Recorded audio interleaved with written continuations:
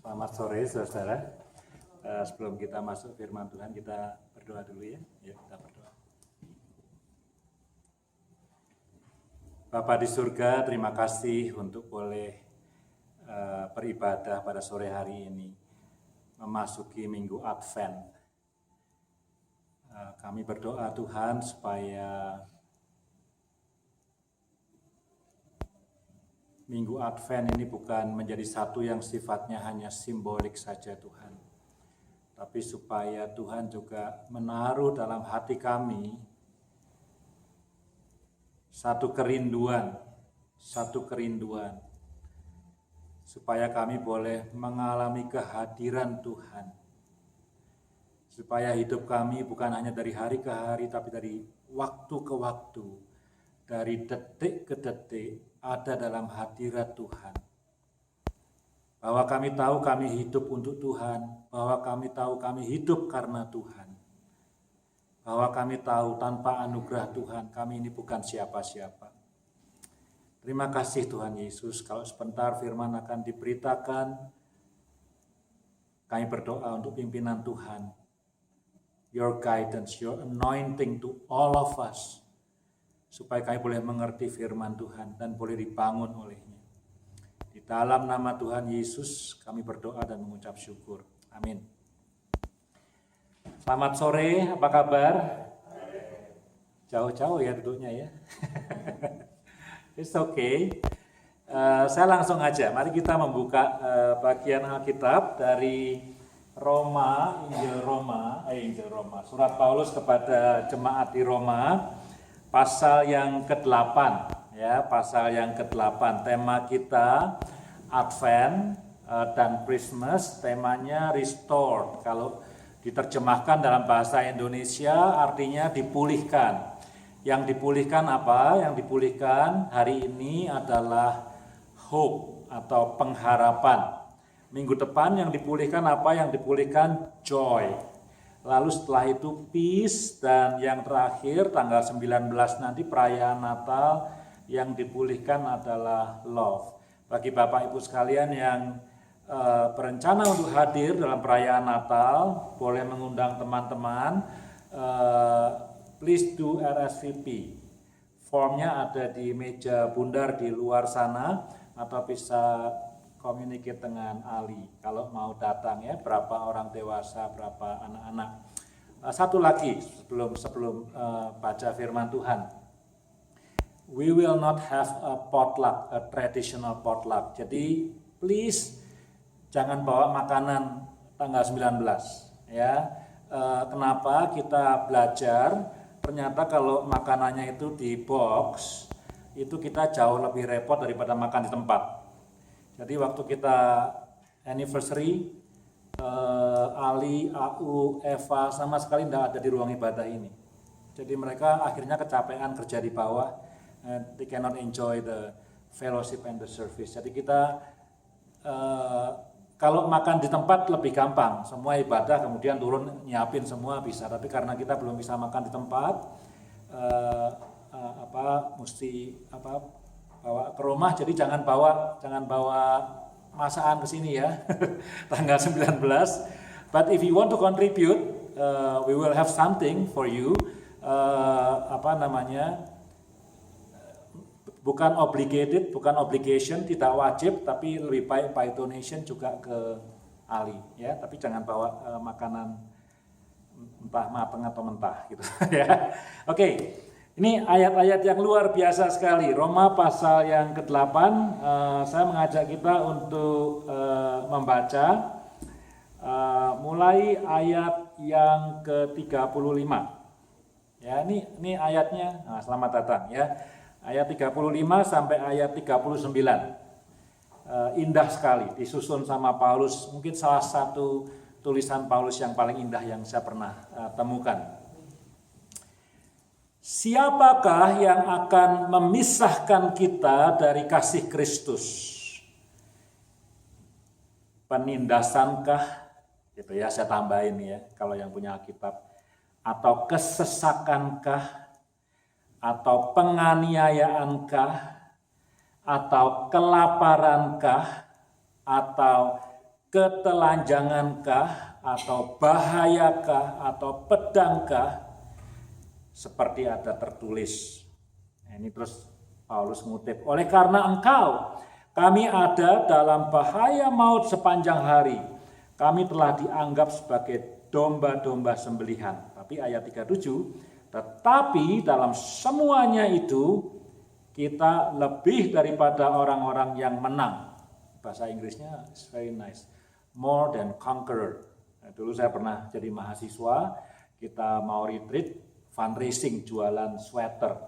Kan di Bandung tuh ya, saya di Bogor, tapi yang bikin sweater di Bandung tuh percetakan tuh ya. Sweaternya tulisannya more than conqueror gitu ya. Tetapi dalam semuanya itu kita lebih daripada orang-orang yang menang oleh Dia yang telah mengasihi kita. Sebab aku yakin bahwa, nah ini ada lagi nih. Tadi kan sudah saya baca tuh ya, penindasan, kesesakan, aniaya, ini ada. Baik maut maupun hidup, baik malaikat-malaikat maupun pemerintah-pemerintah, baik yang ada sekarang maupun yang akan datang, ini semua kata benda semua ya. Atau kuasa-kuasa, baik yang di atas maupun yang di bawah, ataupun sesuatu makhluk lain, tidak akan dapat memisahkan kita dari kasih Allah yang ada dalam Kristus Yesus Tuhan kita. Kalau di list, ya kalau di list tadi itu ya, aniaya, penderitaan, apa, makhluk lain, kuasa di atas, kuasa di bawah gitu, tergantung translation, tapi jumlahnya ada 16 atau 17, tergantung translation ya. Jadi at least 16. Jadi ada 16 faktor ya, ada 16 faktor yang manusia berpikir itu bisa memisahkan dia dari Tuhan. Tapi Paulus bilang semua itu tidak akan bisa memisahkan kita dari Tuhan. Ya, jadi ini ambil contoh yang gampang dulu ya. Penderitaan bisa nggak memisahkan kita dari Tuhan? Ya, bisa sekali. Itu common example. Contoh yang paling awam gitu ya. Saya sering dengar dalam ibadah-ibadah gitu ya. Kalau orang diancam gitu, pilih tetap jadi Kristen tapi ditembak gitu ya, atau mengingkari imannya. Ya, contoh klasik ya, yang kita tahu ada juga orang-orang yang setia, tapi juga ada orang-orang yang mengingkari imannya. Mungkin itu terlalu, meskipun saya percaya itu ada kisah nyata, tapi mungkin itu terlalu mungkin Bapak Ibu merasa itu terlalu big story. Barangkali kamu mau mengkhianati imanmu enggak? Kalau kamu enggak mau mengkhianati imanmu, ya kamu enggak bisa naik pangkat dalam pekerjaan. Ya sudah, begitu aja, kapten aja. Kalau mau jadi jenderal, then change your faith. If you change your faith, kamu bisa naik, misalnya seperti itu ya. Nah, ini hal-hal yang bisa memisahkan kita dari Kristus. Tapi Paulus mengatakan, tentu ini his confession of faith. Dia bilang, tidak satu pun di antara hal-hal itu, kuasa di atas, kuasa di bawah, malaikat, setan, tidak ada yang bisa memisahkan dirinya Paulus dari Tuhan. Ya, bagian yang kedua. Ayo kita lihat 2 Korintus pasal 11. 2 Korintus pasal yang ke-11. Ya. Korintus ini, 2 Korintus itu surat yang paling emosional. Surat Paulus yang paling emosional itu 2 Korintus. Kalau seandainya Paulus itu pendeta dan 2 Korintus itu khotbah, di khotbah itu Paulus mengumbar, siapa kata mengumbar ya, mengumbar pergumulan pribadinya. Padahal kan, ya saya tidak tahu Bapak Ibu kalau yang pernah sekolah di seminari gitu, kan ada sekolah khotbah ya, sekolah untuk mengajar orang-orang berkhotbah gitu ya. Nah biasanya, terutama in the Western culture, itu jarang sekali orang khotbah ngasih kesaksian dari kehidupan pribadinya. Ya, saya bukan orang Western. Saya kalau khotbah kadang-kadang cerita tentang Keiko. It's very uncommon gitu untuk culture di sini. Jadi orang enggak biasa, dan kita di training. Saya kan seminarnya juga di Western culture gitu ya, di training. Ya, kalau ngomong ke depan ya, as much as possible something generic gitu ya. Kalau mau ngambil kesaksian contoh orang ya yang klasik, misalnya soal Billy Graham bolehlah. Billy Graham kan atau soal Newton bolehlah ya, tapi kalau itu menyangkut pribadi, you have to have approval gitu ya, dari orang yang bersangkutan. Boleh enggak ceritanya itu dikisahkan di sini gitu ya. Nah, 2 Korintus itu kalau khotbah, ini udah betul-betul sangat pribadi sekali. Baik Paulus, baik orang-orang yang dia attack, yang dia kritik gitu ya. Nah, kita lihat ya, pasal 11, kita mulai baca ayat yang ke-23. Apakah mereka pelayan Kristus? Nah, ini Paulus ngomong sama musuhnya kira-kira ya. Apakah mereka pelayan Kristus? Nah, lagi nantang-nantang. Aku berkata seperti orang gila. Paulus bisa juga dia berkata seperti orang gila. Aku lebih lagi. Jadi kalau ada orang bilang, aku hamba Tuhan. Paulus bilang, I am more than you. Wah, ini dia ngomongnya marah ini ya, kayak orang gila ya. Aku lebih banyak berjerih lelah. Lebih sering di dalam penjara. Jadi kalau situ di penjara 3 kali, Paulus ngomong aku 5 kali, kira-kira gitu ya. Didera di luar batas. Didera di luar batas. Kita belum mengalami barangkali. Kerap kali dalam bahaya maut. 5 kali aku disesah orang Yahudi. Setiap kali 40 kurang 1 pukulan, 39 kali. Masih ingat Yesus disalib, dicambuk 39 kali. Ini Paulus ngalamin ya, yang 39 kali itu bukan cuma sekali, 4 kali katanya ya. 1 kali dilempari dengan batu. Saya baru baca ini baru tahu bahwa Paulus itu ternyata juga pernah dilempari batu juga ya. Sakit loh dilempari batu itu ya. Dulu saya waktu kecil tuh kalau jalan, waktu SD itu kalau ada batu di pinggiran jalan suka tendang-tendang gitu. 1 kali kena orangnya marah sekali sama saya. Ya, itu sakit tuh ya. Jadi saya nggak bayang kalau orang dilempari batu seperti apa. 3 kali mengalami karam kapal, ya, kapalnya nabrak karang atau gimana nggak tahu. Sehari semalam terkatung-katung di tengah laut. Pernah?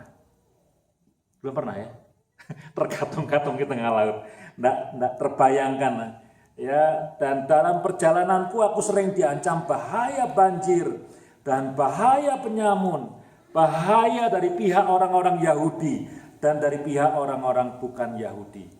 Bahaya di kota, bahaya di padang gurun, bahaya di tengah laut, bahaya dari pihak saudara-saudara palsu. Aku banyak berjerih lelah dan bekerja berat, kerap kali tidak tidur, lapar, dahaga, berpuasa, bukan puasa karena rohani, puasa tidak punya makanan gitu ya. Kedinginan, tanpa pakaian. Tadi di Roma ketelanjangan. Ini Paulus sering tidak punya pakaian ya. Mungkin karena tidak ada mesin laundry waktu itu, hujan basah, gimana lagi itu ya. Dan dengan tidak menyebut banyak hal lain lagi urusanku sehari-hari, yaitu untuk memelihara semua jemaat-jemaat. Jika ada orang yang merasa lemah, tidakkah aku turut merasa lemah? Jika ada yang tersandung, tidakkah hatiku hancur oleh duka cita? Jadi di luar pelayanan yang dikerjakan oleh Paulus itu ada list lagi tadi. Kebanjiran, dilempari batu, kapalnya karam, terombang-ambing di laut. Kalau ditambahkan dengan list yang di Roma tadi yang 16-17, mungkin listnya close to 40. Jadi ada 40 list yang tidak nyaman yang dialami oleh Paulus ya. Tapi kuncinya kembali kepada Roma, apakah semua itu bisa memisahkan dia? Saya pakai kata dia ya, Paulus ya. Saya kata-kata kita, bukan berarti ini bukan firman Tuhan untuk kita, tapi ini confession of faith dari Paulus. Apakah semua itu bisa memisahkan dirinya dari Tuhan? Jawabannya no. Nah, itu pembukaan aja ya. Nah, saudara, hope ya. Apa itu hope? Apa itu hope? Hope itu adalah sesuatu mengenai masa depan. Jadi kita berharap bukan pada masa lalu, kita berharap untuk masa depan. Saya bagi dulu ya. Nggak usah bingung ya. Hari ini very structure khotbahnya, sedikit mengajar ya. Nomor 1, bedakan hope dengan dream. Dekat, dua-duanya soal masa depan. Ya, kalau saya misalnya punya anak masih SD, SMP atau even SMA, saya bilang, aku pengen nih bahasa Indonesia ya, aku pengen anakku nanti jadi dokter. Saya bilang itu dream. Ya boleh orang Indonesia, aku berharap anakku jadi dokter. Pakai kata berharap ini kan soal vocabulary ya, tapi saya ngajak kita untuk bedakan dream sama hope ya. Dream itu ada kepengenan ya. Ya kita pakai kata pengharapan, oke, aku berharap anakku jadi dokter, jadi insinyur, ya, jadi apa, boleh, ya. Aku berharap mungkin waktu kecil kita pernah diajak orang tua datang ke rumah orang, lihat rumahnya kok bagus ya, rumahnya kok bagus, di belakangnya misalnya ada trampolinnya gitu kan. Terus aku bilang, masih kecil nih ya, nanti kalau aku besar, aku punya anak, aku pengen punya rumah yang juga ada trampolinnya supaya anak-anakku bisa main di situ. Ya, itu dream, right? That's my dream house, ada backyard, ada trampolin sehingga nanti kalau punya anak-anak bisa main di sana. Itu dream. Ya, saya bilang itu dream. Boleh enggak orang Kristen dreaming? It's very good. Ya, orang bahkan bilang katanya semua itu dimulai dengan a dream. That's bagus. Hope itu ceritanya lain lagi. Hope ini bukan lain lagi, tapi ini untuk bedakan. Saya kerja, misalnya, Bapak Ibu kerja, ya, terus akhir bulan terima gaji. You're hoping, right? That's certain, ya itu certain ya, kecuali company-nya collapse, atau orangnya lari kabur, nggak bayar, ya nggak tahu. Tapi on an ideal situation, kamu kerja, ya at the end kamu terima gaji. Ya, kamu berharap enggak? Ya berharap, hari ini belum terima gaji kok. Kan nanti ada akhir bulan terima gaji. Maka kalau sudah akhir bulan lihat di bank uangnya nggak masuk, mulai khawatir kita. What is happening gitu kan? Apa yang terjadi nih? Kok nggak dikirim, apa perusahaannya bangkrut, kehabisan duit, apa administratornya lupa? Kita hoping, ya kita berharap. Bahkan untuk keselamatan yang sudah kita sudah kita terima gitu ya. Kita sudah menerima keselamatan ketika kita percaya kepada Tuhan Yesus, kita menantikannya. Ya, kita berharap, tapi pengharapan kita adalah pengharapan yang pasti. Gitu ya. Sudah diberi keselamatan, sudah diberi keselamatan. Tapi keselamatannya sudah kita terima. Ya, saya tidak mau pakai bahasa teologi ya, tapi kita ini orang-orang yang percaya Yesus itu hidup di now and then. Gitu. Now and in the future, in the present and in the future gitu. Jadi kita anak-anak Tuhan, ya, anak-anak Tuhan kok masih bisa sakit kanker, ya bisa, karena kita hidup dalam dunia yang jatuh dalam dosa. Tapi kita punya pengharapan yang pasti karena kita diadopsi. Itu sebenarnya isinya Roma 8 itu. Kita sudah diadopsi oleh Tuhan dan nanti pada waktunya kita menantikan hari di mana kita dibangkitkan. Kita akan bersama-sama dengan Tuhan selamanya. Ya, jadi itu pengharapan tuh. Jadi gaji pasti enggak? Ya pasti digaji. Gajinya mana? Belum ditransfer. Nah, kita berharap, ya. Atau barangkali ada orang sekolah, misalnya siapa tuh? Pasya, sekolah bisnis ya, bisnis. Jadi dia berharap, dia sekolah loh, dia melakukan tuh ya. Nah, dia berharap nanti kalau sudah lulus, dia bisa menjadi orang yang ahli bisnis. Kalau Rebecca sekolahnya psikologi, kalau sudah selesai sekolah, harapannya ahli psikologi. Ya kira-kira gitu ya. Jadi ada pengharapan based on apa yang kita kerjakan. Tapi dreaming is just a dream. Ya, saya bermimpi untuk punya rumah yang ada trampolinnya. That's my dream of my ideal house.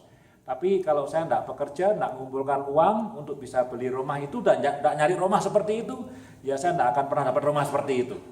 Ya, jadi dream is important untuk mulai segala sesuatunya. Dream is important, tapi masa depan kita tidak ditentukan oleh impian kita. Masa depan kita ditentukan oleh apa yang kita lakukan hari ini. Interesting ya. Itu kata-kata bagus, bukan kata-kata saya tuh. Itu quotes ya. Jadi saudara, masa depan kita tidak ditentukan oleh cita-cita kita. Cita-cita perlu, tapi dia tidak menentukan masa depan kita.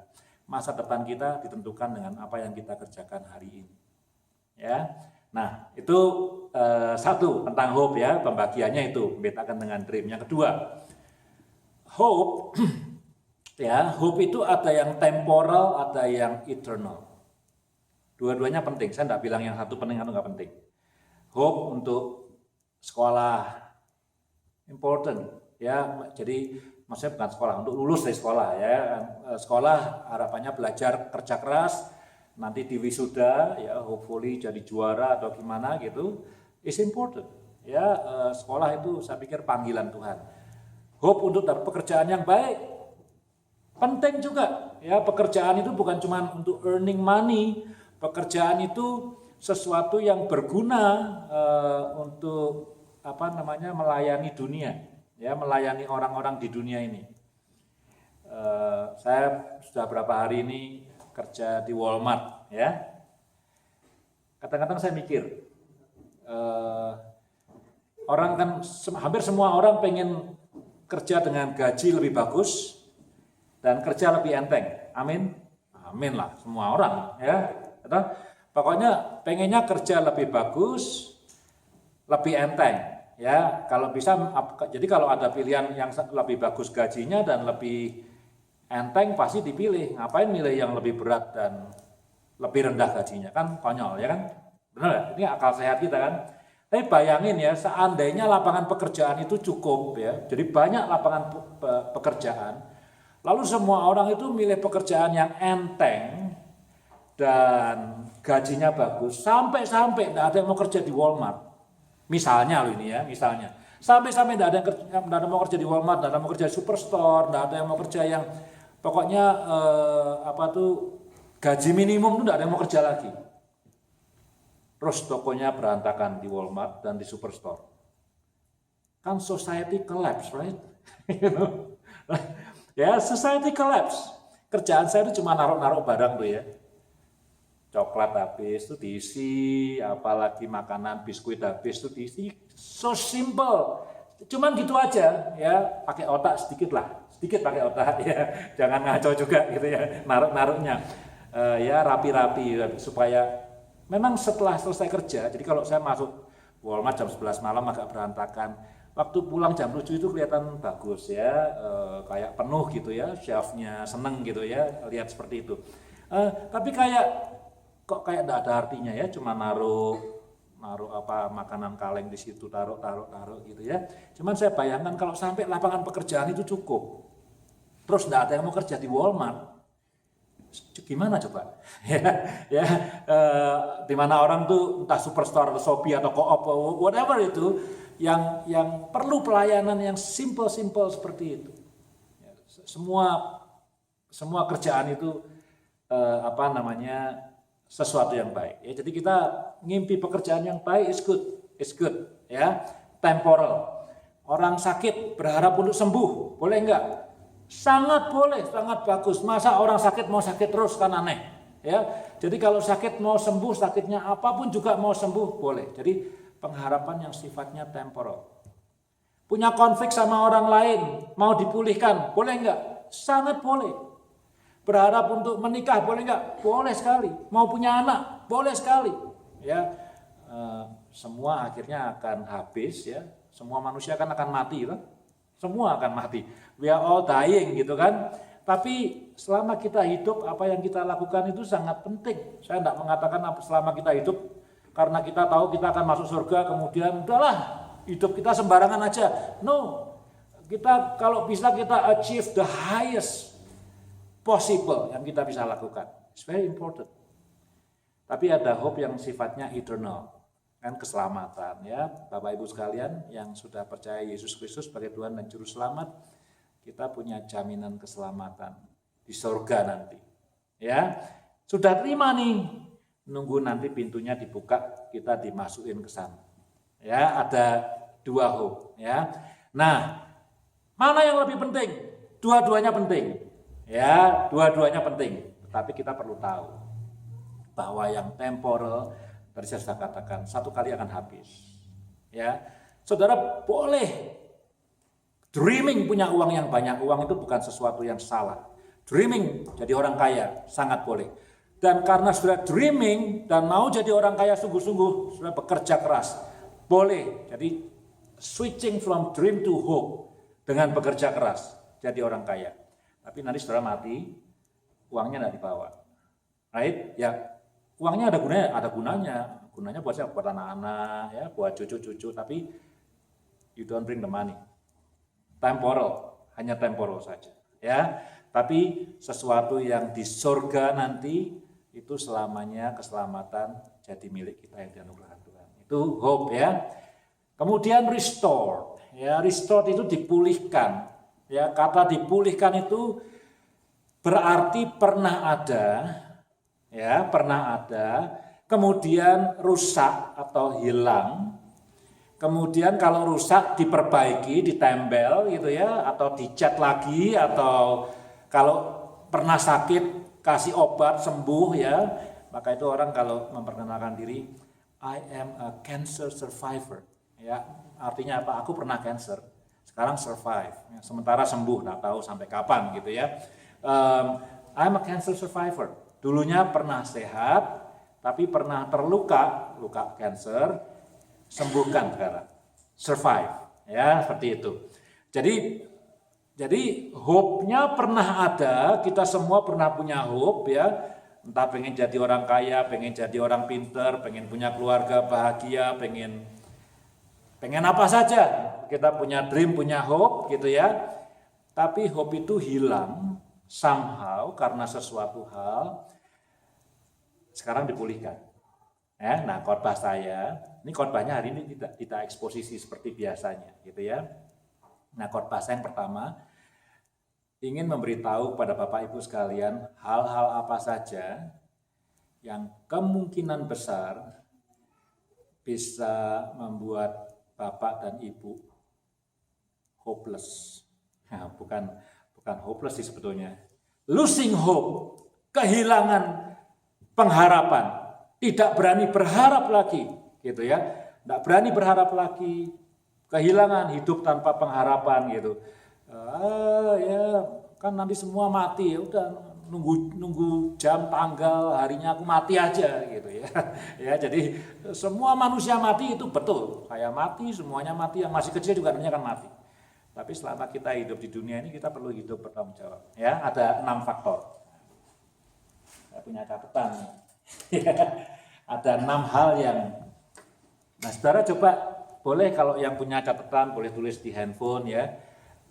Kalau saudara merasa benar, jadi dari 6 poin itu, oh poin pertama ini benar nih. Saya kalau ngalamin poin pertama ini suka kehilangan harapan, you can cross it ya. Nggak semua orang ngalamin 6-6-nya ini ya. Dan mungkin ada di antara Bapak Ibu yang meskipun ngalamin itu tapi hope-nya tetap alive. Berarti you are strong individual gitu ya.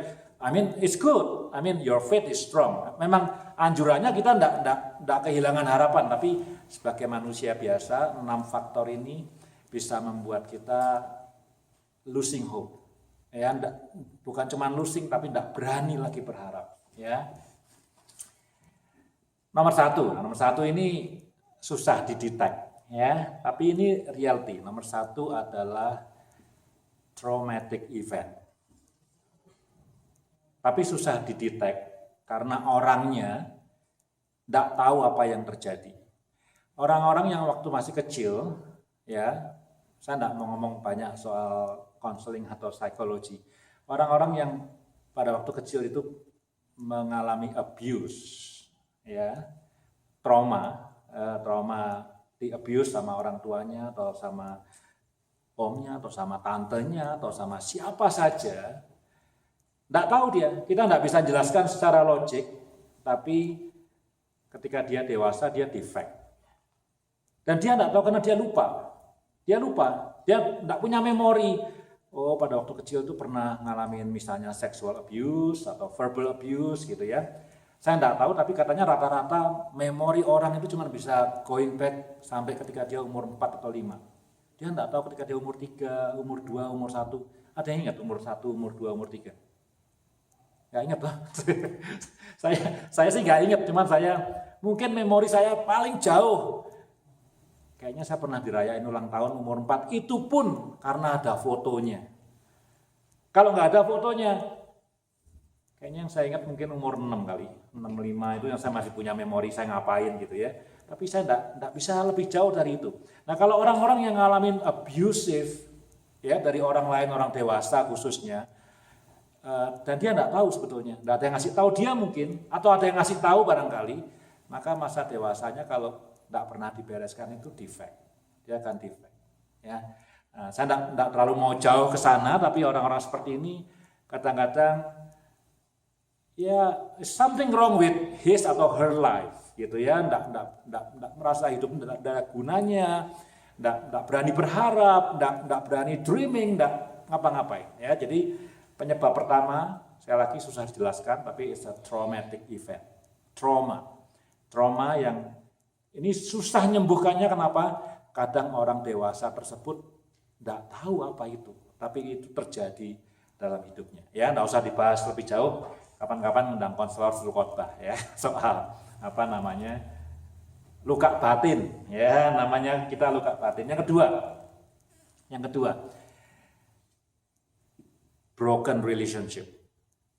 Ini saya mesti jujur nih, daftarnya bukan dari saya ya, bukan dari saya nih ya. Ya tentu dari apa yang saya belajar waktu menyiapkan khotbah ini. Sebetulnya nggak cuma 6, cuman saya trying to squeeze it. Yang basic ya, broken relationship. Saya enggak ngomong soal relationship yang misalnya antara saya dengan teman kerja saya gitu ya. Ya broken relationship is always bad. Tapi bukan itu. Tapi broken relationship dari orang-orang yang very close. Family ya, family, suami istri, anak dengan orang tua. Teman baik, sahabat ya. Saya enggak tahu Bapak Ibu pernah enggak ngalamin broken relationship ya, dengan pacar. Kalau cuman saya sama teman kerja merasa enggak senang, it will not affect your life ya. Jadi kalau Bapak Ibu karena dengan teman sekerja broken kemudian hidupnya hancur, wah, you are so fragile gitu ya. Jadi kalau teman kerja di Walmart is unhappy with me, I don't care. Saya enggak apa namanya, ya, kalau dia bos saya terus dia ngasih saya peringatan ya saya patuhi. Tapi kalau misalnya ada satu konflik di tempat kerjaan gitu, don't care. Dia enggak akan bisa menjatuhkan saya. Ya, ngapain saya jatuh sama orang yang enggak ada relation dengan saya personally, gitu kan? Tapi kalau itu terjadi karena my children, my spouse, ya my very good friend gitu ya, my fiance dan segala macam. Dan Bapak Ibu kemudian hancur gara-gara relationnya itu in conflict. Nah itu normal. Kalau sama orang yang dekat sekali sama kita, relationship-nya broken dan kita merasa santai-santai aja. Wah, itu malah nggak normal gitu ya. Jadi saudara, broken relationship dari orang-orang yang dekat, dari orang-orang yang penting. Kalau sampai broken, kalau sampai terluka, kalau sampai putus, maka itu ya, ada yang pernah putus pacar nggak? Pernah? Sering? Kalau saya pernah ya. Terutama yang diputus ya. Kalau yang mutusin sih agak ringan gitu ya. Yang diputusin itu wah ya rasanya dunia itu hancur gitu. Dunia itu hancur, enggak ada masa depan, enggak ada pengharapan lagi. Itu yang kedua ya.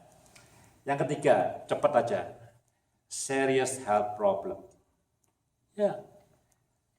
Berapa banyak orang kanker yang kehilangan harapan. Maka itu saya pernah sharing di jemaat ini kan. Saya pernah ketemu satu buku, ya, satu buku.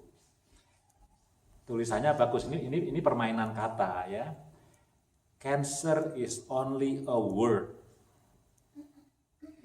not a sentence. Ini permainan kata ya. Word itu kata, sentence itu kan kalimat, tapi sentence itu hukuman. Ya, jadi cancer is only a word, not a sentence. Jadi jangan merasa kalau aku sudah kena cancer, udah kah? Endingnya pasti mati deh. Oh, belum tentu ya. Tapi tentu, saya nggak ngomong segampang itu. Saya justru mengatakan bahwa serious health condition itu membuat orang hopeless. Wah, kalau udah didiagnosa cancer rasanya udah dunia runtuh. Wah, aku nggak bisa lihat anak-anakku menikah, aku nggak bisa lihat anak-anakku lulus sarjana, nggak bisa, dan seterusnya, dan seterusnya, dan seterusnya. Ya, seperti kayaknya this is the end of the world. Ya, itu yang ketiga. Yang keempat, kegagalan. Gagal tuh yang keempat, ya. Kalau gagal, banyak orang yang gagal nggak mau coba lagi. Ya, oh sudah, aku nggak akan bisa. Ya, contoh klasik orang selalu mengatakan, orang khotbah, ayo lihat kepada Thomas Alva Edison katanya ya, nyoba 100 kali, baru kemudian 100 apa 1000 ya, saya lupa. Nggak tahu 100 apa 1000 kali baru ketemu tuh lampu bolamnya bisa nyala. Jadi lampu bolam yang, ini bukan bolam ya, lampu bolam yang kita nikmati itu bukan si Alva Edison melakukan sekali kemudian jadi, tapi dia jatuh, dia bangun lagi, jatuh, bangun lagi. Orang bilang orang gagal itu normal ya, tapi yang penting dia bangkit lagi atau enggak, gitu kan? Tapi yes, banyak orang yang gagal kemudian enggak berani bangkit. Kayaknya aku enggak bisa lagi sudah. No hope dah, ya mau kerja apa lagi enggak bisa lagi, ya kegagalan. Yang kelima,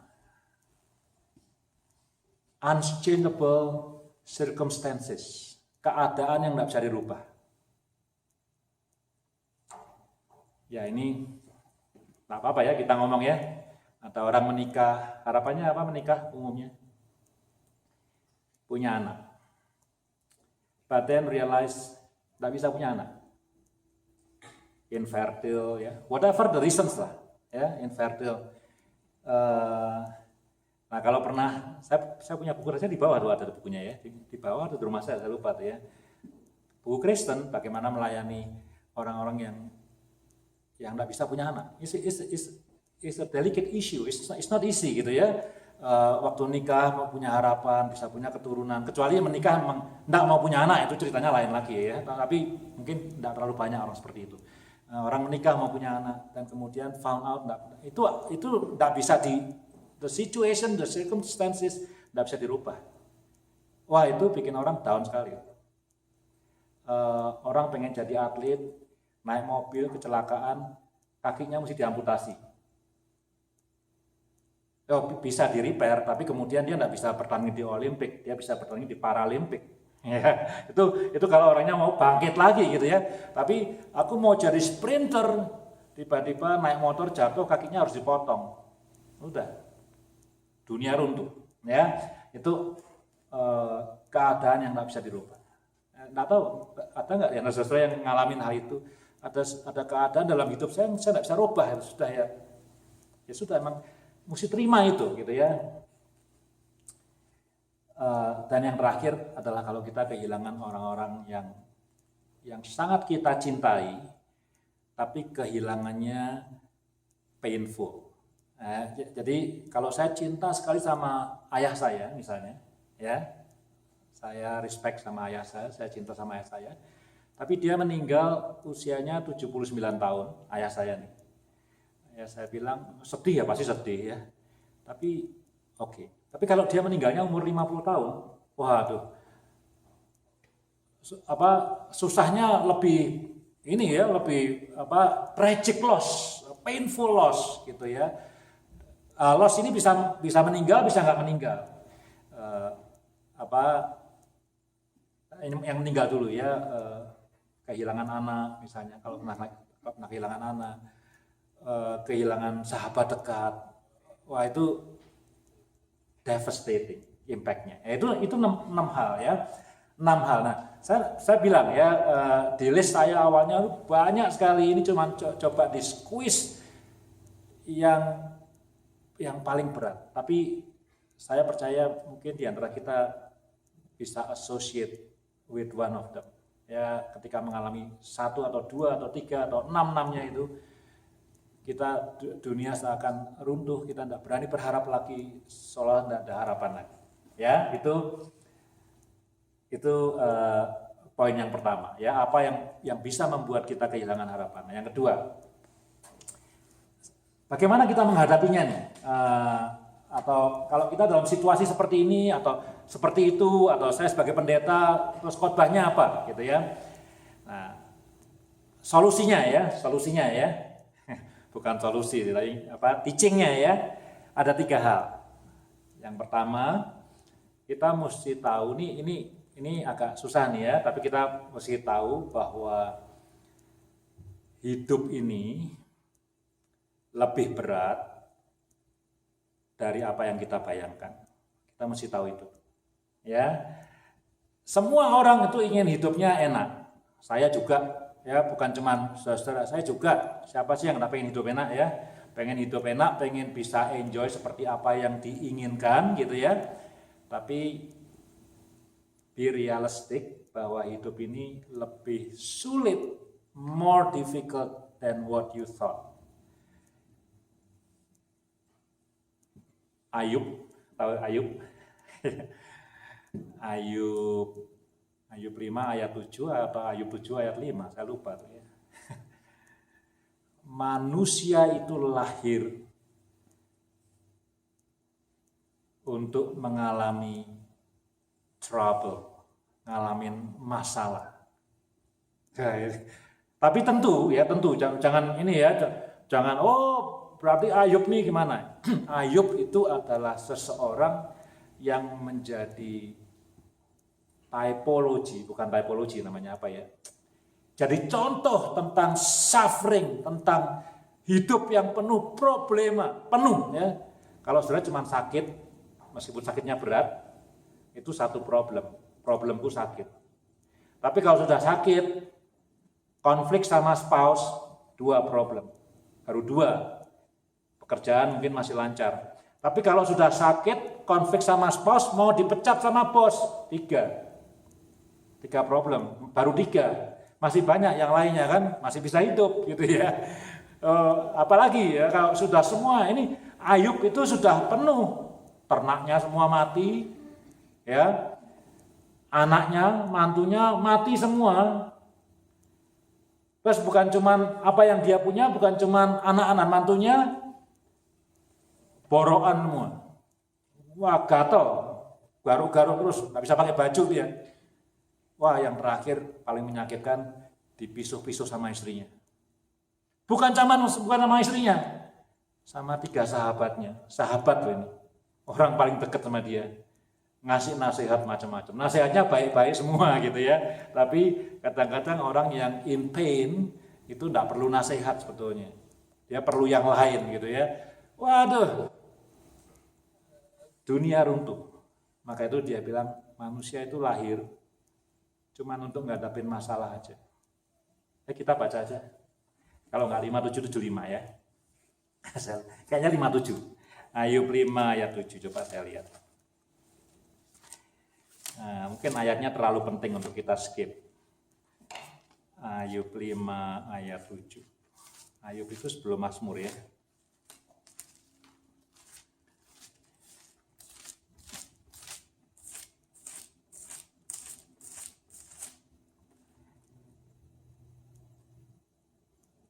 Kalau dalam terjemahan bahasa Indonesia, ayat 6-7 ya, agak beda dari bahasa Inggris. Karena bukan dari debu terbit bencana dan bukan dari tanah tumbuh kesusahan, melainkan manusia menimbulkan kesusahan bagi dirinya. Ini kalau terjemahan bahasa Indonesia. Nanti coba lihat bahasa Inggris ya. Tapi kira-kira hidup manusia itu creating trouble, creating problems. Just to let you know, gitu ya. Sebetulnya ajaran Buddha bagus juga sih sebetulnya ya. Bagusnya apa? Karena kalau kamu tidak mau punya trouble, kuncinya apa? Jangan punya keinginan apa-apa. Ya toh, kalau kamu tidak punya keinginan apa-apa, nggak ada sengsara, nggak ada samsara. Ya, asal jangan ingin apa-apa. Begitu kepengen sesuatu, nah ada problem di situ.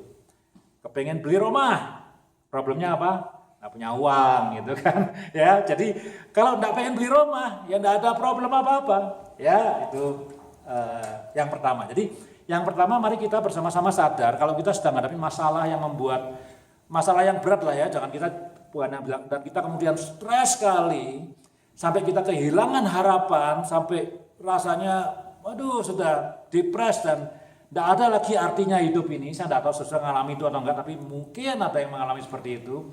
Maka ingatlah bahwa memang hidup ini lebih berat daripada yang kita bayangkan. Dan bahwa manusia itu ada, then the problem will be there too. Kita tidak bisa menghindari hal itu. Yang kedua, ya, yang kedua ini kuncinya. Yang kedua, we are not alone. We are not alone. Ya, kita kembali ke Roma 8. Roma 8.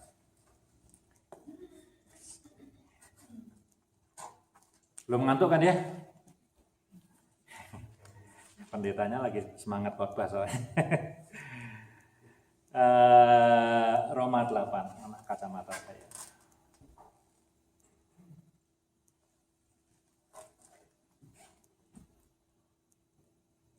Ini ya, ayat 19 tuh ya.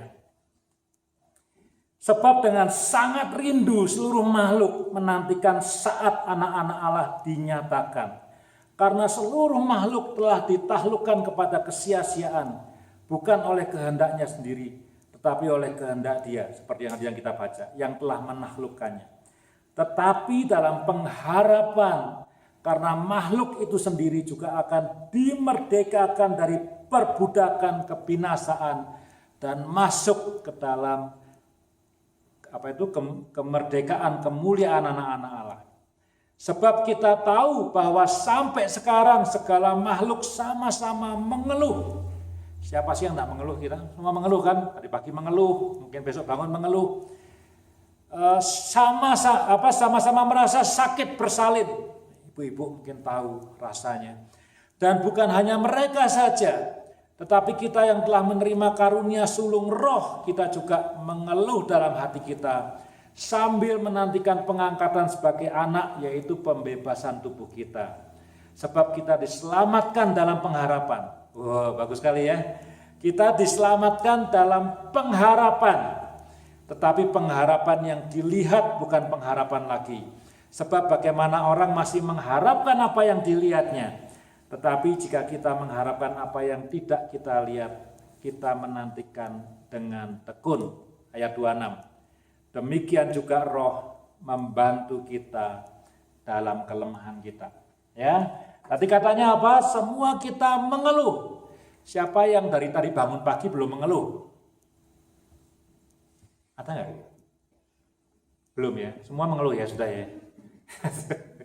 Padahal belum 24 jam ya. Jadi kemungkinan besok saya udah mengeluh hari ini. To be honest, saya udah mengeluh. Ya, besok mungkin ada mengeluh lagi, besok mengeluh lagi. Semua orang mengeluh, setiap hari mengeluh. Ya, tidak baik tapi wajar. Ya, wajar manusia mengeluh. Selama dalam dunia ini menantikan pengangkatan kita mengeluh dan seterusnya mengeluh. Tetapi apa? Roh Kudus itu diberikan untuk menemani kita dalam kelemahan-kelemahan kita. Beberapa hari ini saya bekerja di Samaritan Spurs, tempat yang ya saya bilang sangat rohani sekali. Ya, dikelilingi sama orang-orang yang cinta Tuhan, bukan cuma orang Kristen, tapi orang Kristen yang cinta Tuhan dan cinta Tuhannya eksplisit, artinya apa? Diomongin gitu. Ya, jadi sering dengar praise God. Sehari bekerja sehari bekerja saya 1, 2, 5 kali berdoa. Sehari bekerja itu rutin ya, rutin. Jadi datang berdoa, nanti ini berdoa, mulai shift baru berdoa. Belum pernah lo kerja sampai 5 kali berdoa ya. Kita sekolah kan cuma berdoa di awal, mungkin di akhir kalau sekolah Kristen gitu ya. Ini kerja kok 5 kali berdoa. Jadi betul-betul Nah, anyway, ada satu di antara pengalaman-pengalaman yang saya alami di Samaritan Spurs, ada satu yang menarik. Setiap sebelum mulai kerja, itu mulainya chapel dulu. Cuma 10 menit sih. Jadi bukan chapel yang khotbah seperti saya lama gini. Cuma 10 menit khotbahnya. Tapi pengkhotbahnya selalu sama. Selama 3 hari ini sama terus, orangnya sama terus gitu. Dia bilang, coba ambil waktu 1 menit atau 2 menit ya. Matanya ditutup ya. Terus inviting the Holy Spirit to come into your heart. Kita semua tahu yang sudah percaya Yesus punya Roh Kudus dan segala macam, tapi the questions of apakah hidup kita itu dipenuhi Roh Kudus atau enggak, itu is another issue. Ya, kita punya Roh Kudus, oh ya, dianugerahkan Roh Kudus, yes. Tapi apakah dia itu penuh dalam hidup kita? It's a different question. Jadi bagus sekali nih, sebelum kamu kerja hari ini, make sure kamu ngundang Roh Kudus untuk penuh, to guide you, to lead you, to energize you, to enable you, to empower you to do what you have to do. Gitu ya. Nah, saudara, Roma bilang, selama kita mengeluh dalam kelemahan, kena cancer, unchangeable circumstances, konflik relationship, ada Roh Kudus yang menemani kamu. Ya, hidup ini berat, kita perlu sadar kalau kita ngadapin semua itu. Tapi nomor 2, we are not alone. Ada Roh Kudus. Ya, ya kalau saudara bilang Yesus dalam hatiku juga boleh, gitu ya. Cuman kita pakai istilah dalam Alkitab, Yesusnya udah naik ke surga, yang diutus ke dunia adalah Roh Kudus, gitu ya. Yang ketiga, nah yang terakhir nih, tapi yang terakhir 6 poin. Yang terakhir, tadi kan 3 kan, jadi pertama apa? Sadar bahwa dunia ini atau hidup ini tidak mudah. Jadi kalau saudara punya imagination bahwa hidup ini mudah, that is wrong. That is wrong. Jadi supaya saudara tidak kaget. Nah, nomor 2, dalam ketidakmudahan itu ada teman kita Roh Kudus. Nah, nomor 3 ini tips. Tips bagaimana kita harus hidup kalau kita ngadepin masalah-masalah itu. Ya, tadi contohnya 6 tadi yang saya sampaikan di awal tadi. Ya, bagaimana respon kita? Ya, kalau kita ngadepin yang itu, yang masalah-masalah itu. Yang pertama, kita mesti menghindari isolation. Ya, biasanya orang kalau lagi depres, lagi stres, masuk kamar dikunci kamarnya. Nggak mau terima telepon, ya. Pokoknya sendiri. Maunya I want to be alone, leave me alone, gitu ya. It is alone time with God is okay, tapi kalau alone time with yourself sometimes bisa dangerous, ya. Saudara bisa punya imajinasi yang bisa mimpin saudara kepada hal-hal yang berbahaya, ya. Orang jarang, ada ya, tapi mungkin barangkali jarang, kebanyakan masuk kamarnya dikunci, baru dia gantung diri. Dia enggak gantung diri di tengah-tengah kota, di Calgary, kemudian ngiket tali, gantung, itu enggak. Dia masuk kamarnya dikunci, kalau perlu rumahnya dikunci, waktu udah ada orang, kemudian dia gantung diri. Nah, kecuali yang terjun dari bangunan tinggi itu memang di hadapan orang banyak gitu ya. Tapi biasanya orang sendirian. Nah, kalau sudah sendirian banyak pikiran, dan kadang-kadang pikiran yang lewat itu enggak semuanya betul gitu. Ya. Kalau ada orang lain, bersyukur orang lain bisa konfront. Oh, kamu salah mikirnya. Ya, faktanya betul kejadiannya, tapi kamu ngambil kesimpulannya salah. Misalnya seperti itu. Jadi dalam keadaan yang seperti itu, ya, supaya tidak makin kehilangan harapan, jangan isolate yourself. Ya, kalau kita losing hope, other people bisa membangkitkan pengharapan dalam hidup kita. Ya, itu sebabnya Tuhan kasih teman, kasih gereja, kasih family. So, make sure you are not alone. Yang kedua, kita perlu percaya, Filipi 4 ayat 13 ya. Filipi 4 ayat 13 itu mengatakan, di dalam Tuhan aku mampu melakukan segala sesuatu. Wah, tuh. Yes dan amin tuh, ya dan amin tuh. Di dalam Kristus Yesus, di dalam Tuhan, aku mampu melakukan segala sesuatu. Kalau aku sendiri, aku tidak mampu. Tapi di dalam Tuhan, aku mampu melakukan segala sesuatu. Artinya apa? Kalau kita sedang mengalami sesuatu yang berat sekali, entah itu sakit, entah itu broken relationship, entah itu painful loss dari orang-orang yang kita kasihi, entah itu unchangeable circumstances, kita punya kekuatan bahwa di dalam Tuhan, dijanjikan oleh firman Tuhan, kita mampu melakukan segala sesuatu. Jadi kita tidak terpuruk, kita ada pengharapan, ada optimisme. oh iya Tuhan menemani aku, dan yang menemani aku itu bisa memampukan aku, bisa mengangkat aku, bisa menguatkan aku. Ya. Yang ketiga, kita perlu menghindari untuk negative thinking. Maksudnya apa? Misalnya ya, ini saya pernah ngalamin soalnya. Ya, satu kali kepalanya pusing, ya, dan pusingnya sakit. Terus saya mikir, ini terjadi dalam hidup saya. Saya mikir, jangan-jangan saya ini kena kanker otak. Pernah mikir seperti itu? Pernah. Ya, satu kali dipanggil sama supervisor.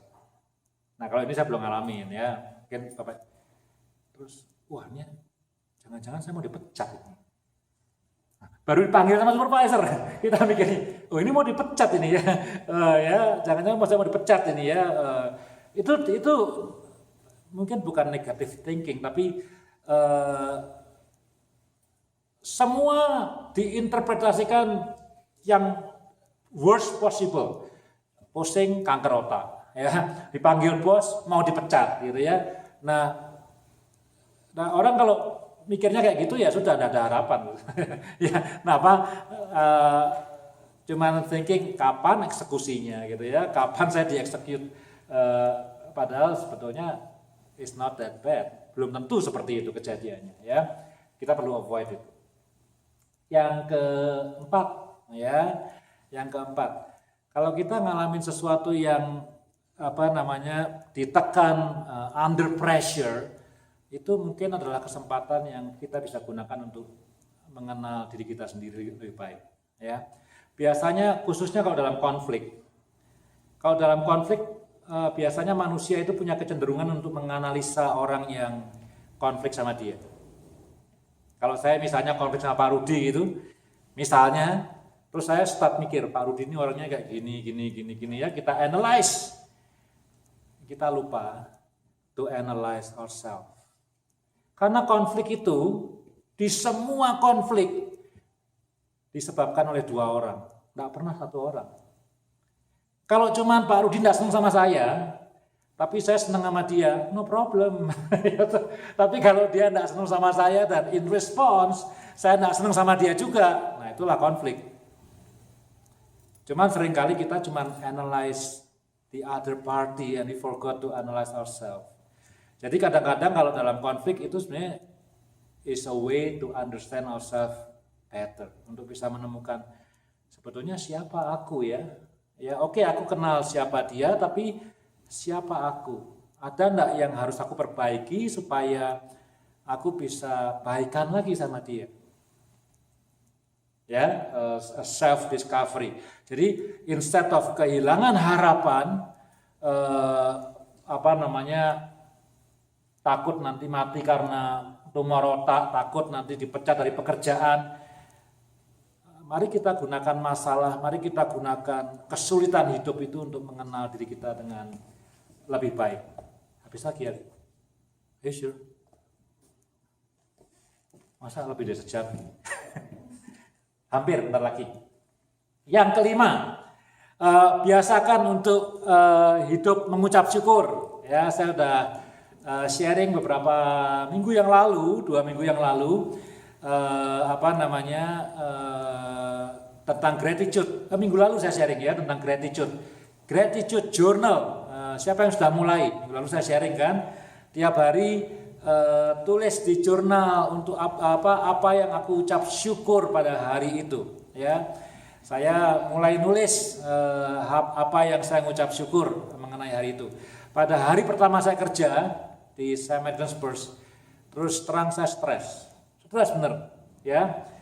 Saya sudah cerita ke beberapa teman-teman di kelompok saya kerja, semua orang kulit putih. Saya merasa minority sekali.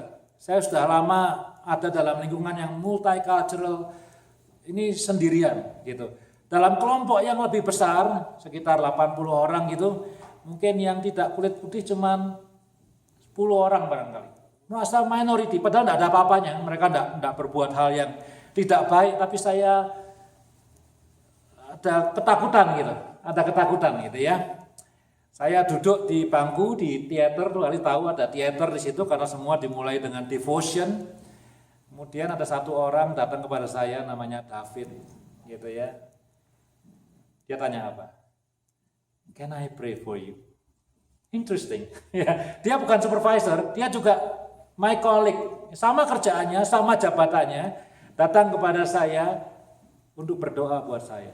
Interesting ya. Interesting. Saya tidak tahu tuh kenapa. Dia tidak doakan yang lain soalnya, dia doakan saya saja. Mungkin dia lihat, tidak tahu, saya mikir begini. Apakah wajah saya itu menampilkan kekhawatiran? Tapi saya pikir-pikir, kan separohnya ditutup sama emas. Masa kelihatan juga? Gitu kan? Kan cuma matanya yang kelihatan ya. Tapi saya bersyukur hari itu, karena ada orang yang mendoakan saya, dan membuat my life that day, my work that day, a little bit easier. A bit easier, ya. Dia nanya, gimana? Oh, thank you for your prayer. I'm doing well dengan pekerjaan itu. Ya, menarik sekali saya.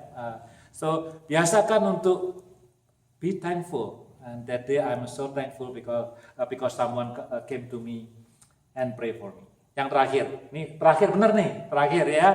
Ya, kita perlu tahu bahwa nothing or no one is able to destroy us.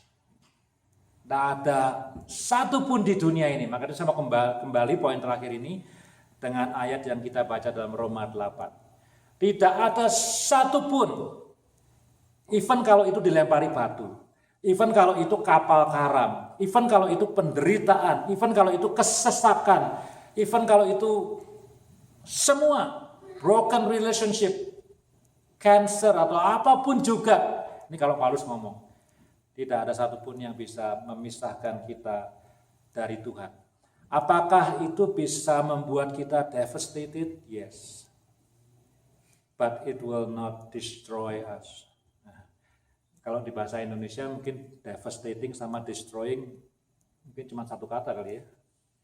Cuman mungkin beda dalam bahasa Inggris. Ya, I may be devastated, but it will not destroy me. Ya, kita base-nya apa basisnya? Itu firman Tuhan basisnya.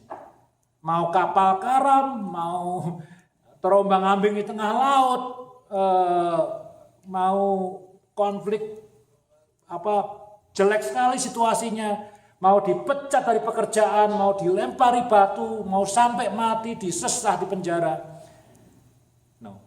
No one and nothing can destroy me. I will be sad, yes. I will be crying, yes. I will be devastated, yes. But no one can destroy me. Ya. Now, this is closing dong ya, boleh ya closing ya. More than conqueror. More than conqueror. Ya. John Piper, tahu ya John Piper ya? Ini endingnya John Piper gitu ya. John Piper khotbah, kata dia, which is saya aminkan. Khotbah based on Romans 8 yang tadi kita baca. Our enemy, iblis, yang paling dia suka, ya, yang paling dia suka itu adalah memisahkan kita dari Yesus. Saya pikir ini very biblical, very strongly sound theological. Iblis itu tidak mau membuat kita cuma sakit kanker. Apa gunanya? Iblis tidak untung kok kita kanker ya, tidak untung.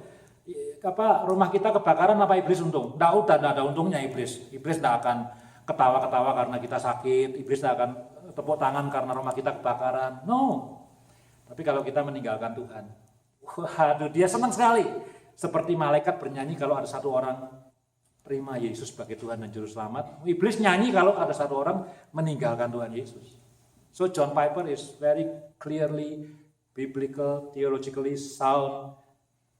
Our enemy itu mau memisahkan kita dari Tuhan Yesus. Karena itu, kalau semua tadi yang terjadi pada hidup kita itu, ya, ini janjinya Paulus nih ya, janjinya firman Tuhan gitu ya. Semua itu tidak akan bisa memisahkan kita dari Yesus. Ya, dan kita tidak terpisahkan, iblis tidak berhasil. Then, you and me are the conqueror. You and me are the conqueror, right? Kalau kita bisa terus stick sama Yesus, iblis kan gagal berarti. Saya tidak bilang itu sepenuhnya usaha kita. Saya tidak bilang, Paulus bilang, ini cuman aku loh ya, kamu enggak. Bukan seperti itu. Ya, justru sebetulnya Paulus ingin memberikan jaminan bahwa kasih Yesus itu luar biasa sekali. Jadi bukan karena kita kuat. Saya sebagai pendeta cuma bisa ngasih nasihat-nasihat tadi itu ya. Nasihat supaya kita tidak berpikir negatif, supaya kita tidak terpuruk gitu ya. Tapi kasih Yesus itu begitu luar biasa. Sehingga apapun yang terjadi dalam hidup kita tidak akan terpisah. We are conqueror. Tapi, nah ada tapinya. Tapi Roma 8 tidak mengatakan bahwa we are the conqueror. But we are more than conqueror. We are more than conqueror. Yeah. What is the meaning gitu ya? Wah, ini interpretasinya luas sekali. Saya pakai yang paling praktikal aja as the closing of this sermon. Ya. Orang Kristen yang percaya Yesus masuk surga, amin apa enggak amin? Atau Budi, atau Agus, amin.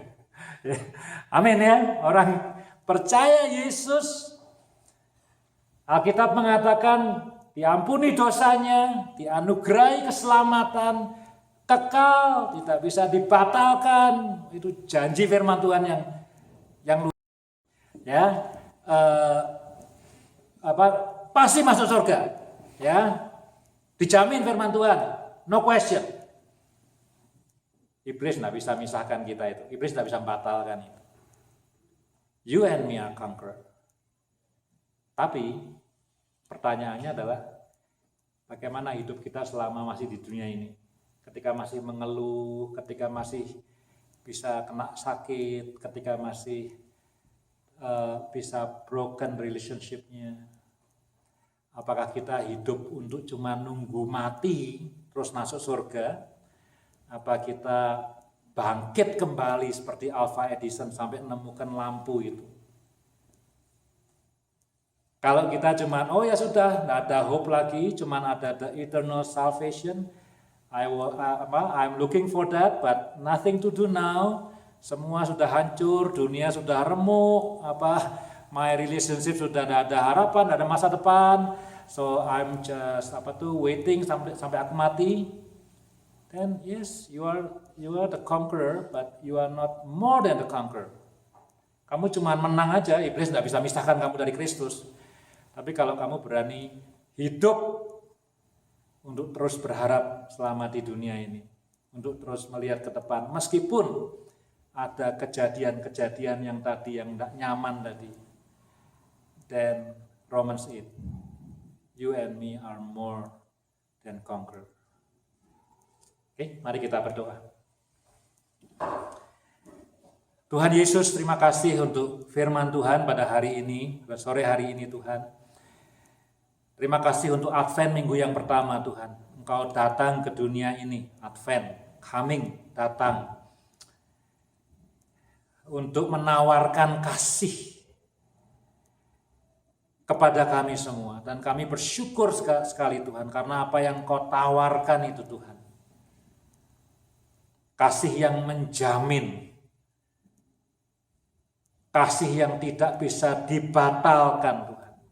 Tidak bisa dibatalkan oleh setan, tidak bisa dibatalkan oleh malaikat, tidak bisa dibatalkan oleh broken relationship, tidak bisa dibatalkan oleh penyakit, tidak bisa dibatalkan oleh unchangeable circumstances, tidak bisa dibatalkan oleh kegagalan. Thank you Lord. Bukan karena kekuatan kami, Engkau menjadikan kami pemenang. Iblis berusaha untuk membuat kami meninggalkan Engkau. Tapi kasih-Mu terlalu kuat Tuhan, terlalu hebat dalam hidup kami. Thank you Lord. Tolong supaya firman Tuhan menolong kami untuk menjadi optimis, hidup dengan berpengharapan penuh kepada Tuhan, hidup dengan kepercayaan bahwa di dalam Engkau kami mampu melakukan segala sesuatu, hidup dalam kepercayaan bahwa meskipun hidup ini sulit seperti kata Ayub, tapi nothing can destroy us. Kami bukan Kami ingin bukan hanya jadi conqueror, kami ingin jadi more than conqueror. Kami tahu kami punya pengharapan yang pasti di sorga, tapi kami juga mau hidup yang luar biasa indah di dunia ini Tuhan. Terima kasih Tuhan Yesus, terima kasih berkati jemaat-Mu di tempat ini. Sekali lagi kalau ada yang sedang bergumul, yang ada di ruangan ini maupun yang ada di rumah Tuhan,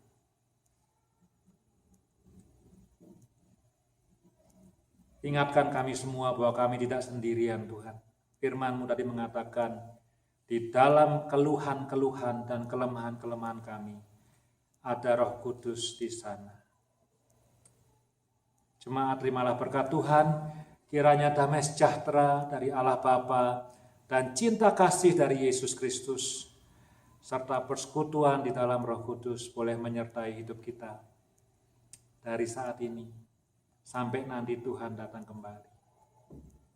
Amin. Amin. Tuhan memberkati. Saya berharap firman Tuhan boleh menguatkan kita semua. Amin.